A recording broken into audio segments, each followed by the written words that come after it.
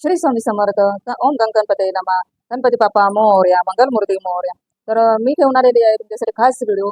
तर माझे व्हिडिओ तुम्ही बघत असताना त्याला एक सबस्क्राईब नक्की नक्की करा. तर चला आपण व्हिडिओकडे सुरुवात करूया. तर 5 मे 2026 रोजी आहे आपली अंगारिका संकष्टी चतुर्थी. ही चतुर्थी म्हणजे सोमवारी रात्री 12 वाजेपासून सुरुवात होते चतुर्थीच्या. तर ते चतुर्थी होणार आहे 10:25 म्हणजे टाइम मागे पुढे होऊ शकतो असं काही नाही. कारण की कॅलेंडरमध्ये कोणत्या कोणत्या कॅलेंडरमध्ये 10:09 कोणत्या कोणत्या कॅलेंडरमध्ये 10:19 तर कोणत्या कोणत्या कॅलेंडरमध्ये 10:25 गेलेले आहे. तर तुम्ही 10:30 वाजेपर्यंत चंद्रोदय करू शकता. पण चंद्रोदय झाल्याशिवाय तुम्हाला उपवास सोडायचा नाही. आता त्याच्यासाठी तुम्हाला काय काय करायचे ते तुम्हाला सांगते मी. तर अंगारिका चतुर्थी म्हणजे ज्यांना संकष्टी चतुर्थी पकडायची असेल त्यांनी अंगारिका चतुर्थी ही मंगळवारी पडत असल्या कारणाने तुम्ही ती चतुर्थी पकडू शकतात. म्हणजे आपण जेव्हा अंगारिका चतुर्थी करतो ना, तर त्याचं फळ आपल्याला ज्या महिन्याच्या 12 महिन्याच्या चतुर्थी येतात 12 चतुर्थी, तर त्याच्या फळ आपल्याला एक चतुर्थीमध्ये करायला मिळतं. म्हणजे काय काय सेवा करायची ते पण सांगितलं मला. तर सकाळी शुचिर्भूत होऊन मस्तपैकी स्नान वगैरे करून 5 वाजल्यापासून ते 8-9 वाजेपर्यंत तुम्हाला सेवा करायची आहे गणपती बाप्पाची. सकाळी तुम्ही देवपूजा करून घ्या आपल्या अंगणामध्ये पाणी चिरा गोमित्र शिंपडा आपल्या दरवाज्यामध्ये. आणि दुसरी गोष्ट अशी, पहिले तुम्ही तुमच्या मिस्टरांना डबा वगैरे देऊन देऊ शकता. पहिले आपल्या घरच्या लोकांना फुटेलं हे करू नका. जर तुमचे मिस्टर कामावर जात असतील, जर तुमच्या मुलगा कामावर जात असतील, त्यांना पहिले चहा पाणी नाश्ता वगैरे दिल्याच्यानंतर तुम्ही सेवा करू शकता. सकाळी शुचिर्भूत होऊन उपवास पकडायचे, आपल्याला स्नान करायचे, केस धुवायचे. त्या दिवशी आता तुम्हाला साबुदाणा खायचा असेल, अशक्त व्यक्ती असेल तर त्यांनी आदल्या दिवशी रात्री साबुदाणा भिजवून घालावा आणि त्याच्यामध्ये सेंधा मीठाचा वापर करावा. डाटा मीठाचा वापर करू नये, उपवासाचं मीठ वापरावा. आता दुसरी गोष्ट अशी आहे की आपली देवपूजा झाली ना, की त्या दिवशी गणपती बाप्पाची सुद्धा पूजा करायची. त्यांना एका चौरंगावरती ठेवायचं आहे गणपती बाप्पाला. आणि गणपती बाप्पाला षडक्षर प्रमाणे पंचोपचार प्रमाणे पूजा करायची. आता पूजा कशी करायची ते काही सांगायची गरज नाही आपल्याला. गणपती बाप्पा हे आपले विघ्नहर्त आहेत. जर आपण त्यांची पूजा नाही केली तर आपले विघ्नहर्ता आपलं तारणहार तेच आहे. तर त्याच्यासाठी तर पूजा काय काय करायची. तर सगळ्यात आधी गणपती बाप्पाला अभिषेक घाला. गणपती दरवर्षी पठण करून 1 वेळा किंवा 11 वेळा पाण्याने किंवा दुधाने अभिषेक घालायचा आहे. फलश्रुती म्हणायची नाहीये. फक्त 1 वेळा किंवा 18 वेळा तुम्ही गणपती बाप्पाला दरवर्षी म्हणून दुधाने किंवा पाण्याने किंवा पंचामृताने अभिषेक करू शकता. आता त्यानंतर दुसरी गोष्ट अशी आहे की जर तुम्हाला गणपती बाप्पाच्या दरवर्षी पठण करता येत नसेल, तुम्ही मोबाईलवरती लावून देऊ शकता. आजकाल मोबाईल सगळ्यांकडे, असं आता तुम्ही मला सांगू नका की मोबाईल कोणाकडे आहे उपलब्ध आहे नाही. आजकाल मोबाईल सगळ्यांकडे, त्यासाठी मोबाईल नसल्याचं तर कारण येतच नाही. किंवा टीव्ही तुमच्याकडे, टीव्हीमध्ये पण लावू शकता तुम्ही. वायफायवरती टीव्ही चालतो, नेटवरती त्याच्यावर पण तुम्ही लावू शकता.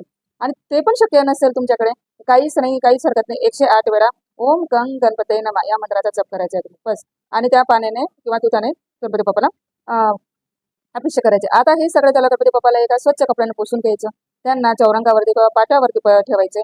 त्यानंतर त्यांना लाल चंदन लावायचे किंवा केशरी चंदन लावायचे. त्यानंतर त्यांना कुंकू लावायचे, हळद लावायची नसते गणपती बाप्पांना. त्यानंतर त्यांना अक्षता व्हायचे. मग तुमच्याकडे जर वस्त्र असेल तर वस्त्र अर्पण करा त्यांना. आणि एक छोटीशी माळ असते मोत्याची, ती पण अर्पण करा त्यांना. त्यानंतर मग त्यांना 1 किंवा 21 चुड्यांची तुरवा अर्पण करायची आहे. एक गोष्ट सांगते, कोणतीही गणपती बाप्पाची पूजा करायची असेल तर ती तुरवांशिवाय अपूर्ण असते. त्यासाठी एक तरी गणपती बाप्पाची तुरवा तुम्हाला चोळी अर्पण करायची आहे. लाल जास्वंदीचं फुल तुम्हाला अर्पण करायचं आहे त्याच्याच प्रमाणे. आणि त्याचप्रमाणे मग त्यांना धूप टीप टाकायचं आहे. एक नारळ साईडला ठेवायचं आहे तुम्ही, कारण आपण कलश मांडतो. तर त्यांना कलश मांडणे शक्य होत नाही सर, त्यांनी अख्खा नारळ पण ठेवला तरी चालतो. तुपाचा दिवा लावायचा आहे तुम्ही किंवा तेलाची दिवा लावायचा आहे. आणि तुम्ही अखंड जर तुम्हाला ती पूजा दुसऱ्या दिवशी सकाळी उचलायची असेल तर तुम्ही अखंड दिवा सुद्धा नक्की लावू शकतात. आणि मस्तपैकी सपवार तळी रांगोळी घालायची. ही झाली आपली आता पूजा मांडण्याची पद्धत. आता तुम्ही सेवा काय काय करायची. 101 म्हणजे 11 वेळा किंवा 108 वेळा तुम्ही गणपती बाप्पाच्या दरवर्षी पठण करायचे. फलश्रुती पण म्हणायची त्याच्यासोबत. त्यानंतर तुम्हाला गणपती बाप्पाचं गणेश स्तोत्र म्हणून आहे, ते पण तुम्हाला पठण करायचे. एक माळ किंवा एक माळ तुम्हाला ओम गंग गणपती नमः या मंत्राचा जप करायचा आहे. असं म्हणजे तुम्हाला जेवढे शक्य होईल गणपती बाप्पाची सेवा करायला तेवढं तुम्ही करायची. गणपती बाप्पाची आरती म्हणायची. गणपती बाप्पाला निवेदन करायचे की माझे सगळं निवारण विघ्न होते. आता ही झाली आपली सेवा करण्याविषयी. सेवाची करायची असते ती सेवा. आता ज्यांना मंगळ दोष आहे त्यांच्यासाठी हा खास उपाय आहे. त्यांनी काय करायचं आहे ना, म्हणजे ज्यांना मंगळ असेल त्यांच्या पत्रिकेमध्ये त्यांनी सुद्धा हा उपाय करू शकतात. तर याच्यावर मी तुम्हाला आज रात्री व्हिडिओ टाकणार आहे मंगळासाठी तुम्ही काय काय सेवा करायची तर त्याच्यासाठी. आणि आता याच्याला दिवसभर उपवास करायचे. आणि कोणाच्या घरी म्हणजे आता समजा तुम्ही कोणाच्या घरी गेले उपवासाच्या दिवशी, तुम्हाला त्यांनी चहा पाणी पाचक तर प्यायची नाहीये. कारण आपण दिवसभर उपवास करतो, आपण जी सेवा करतो ती सगळं आपलं पुण्य त्या व्यक्तीच्या पत्रात जातं. हे मी अनुभवी व्यक्ती सांगते तुम्हाला, मी घेतलेले अनुभव म्हणून मला शेअर करते. तर ज्या दिवशी तुमचा उपवास असेल त्या दिवशी तुम्ही कोणाच्या घरी चहा पाणी काहीच पिऊ नका. त्याचं फळ आपल्याला भेटत नाही, पण लक्षात ठेवा. आता ते झालं. त्याच्यानंतर दिवसभर उपवास केला, संध्याकाळी मस्तपैकी दरवाजाच्या बाहेर रांगोळी काढायची किंवा पत्ती करायची. आणि मस्तपैकी पंचपक्वान बनायचे. तर तुम्हाला पंचपक्वान बनवणं शक्य होत नसेल, तुम्ही डाळ भात भाजी चपाती बनवू शकतात. आणि दुसरी गोष्ट, मोदक बनवायचे. कोणी उकडीचे मोदक बनवतं, कोणी कणकेचे मोदक बनवतं, कोणी रेडीमेड पेढा आणून त्याचे घरी मोदक बनवतं, कोणी शिऱ्याचे मोदक बनवतं. तुम्हाला जसं शक्य होईल तसं पण मोदकाशिवाय नैवेद्य अपूर्ण असतो ते गणपती बाप्पाला. त्यासाठी तुम्ही मोदकाचा सुद्धा नैवेद्य अर्पण करायचा. त्या मोदकावरती तुम्हाला एक तुरवा अखंड म्हणजे खंडित न झालेली एकच तुरवा ठेवायची आहे, म्हणजे ती शुद्ध होऊन जाते. असे आता तो जो प्रसाद असतो गणपती बाप्पाचा नैवेद्य ठेवलेला मोदकांचा, तो तुम्ही घरातल्याने स्मरण करायचा आहे. किंवा जर तुम्हाला ते शक्य होत नसेल तर तुम्ही जो प्रसाद ठेवलेला आहे ना, त्याच्यामधला थोडासा प्रसाद गणपती बाप्पाला ठेवायचा, बाकीचा तुम्ही प्रसाद वाटू शकता. नाहीतर मग तुम्हाला चिकन शक्य होईल घरातल्या व्यक्तींना खायचं मोदक, त्याचा प्रसाद तेवढीच तुम्ही मोदक भगवंताला चढवू शकता. 5 पण मोदक चढवता येतात. मी तर 5च चढवते, कारण माझ्या घरात खाणार कोणी नाही, मी एकटी खाते. माझे मिस्टर माझे दोघे मुलं थोडं थोडं खातात, त्याच्यासाठी मी 5च मोदक चढवते आणि 5 मोदकाचा नैवेद्य दाखवते. संध्याकाळी मस्तपैकी चंद्रोदय झाला ना, तर चंद्रोदय होणार तुमच्या 10 वाजेच्या नंतर तुम्ही तयारीतच राहायचे. आणि त्या पाण्यामध्ये तुम्ही दूध, गंगाजल, फूल आणि तांदूळ आणि हे टाकायचे आणि त्याच्याने चंद्राला अर्घ्य द्यायचे आहे. आता अर्घ्य देताना ओम गंग गणपती नमः या मंत्राचा जप करायचे आणि चंद्रोदयाला प्रार्थना करायची की हे चंद्रदेवा, मी दिवसभर गणपती बाप्पाचा उपवास पकडलेला आहे.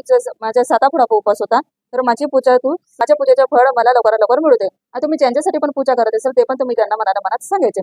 अर्घ्य देताना बोलायचे पण ओम गंग गणपती नमः या मंत्राचा जप करायचा आहे. एक फेरी मारायची आहे आपल्याला स्वतःला, मग आरती बोलायची चंद्रदेवाला सुद्धा, तुपाच्या देवाची. आणि चंद्रदेवाला पण नैवेद्य दाखवायचा आहे.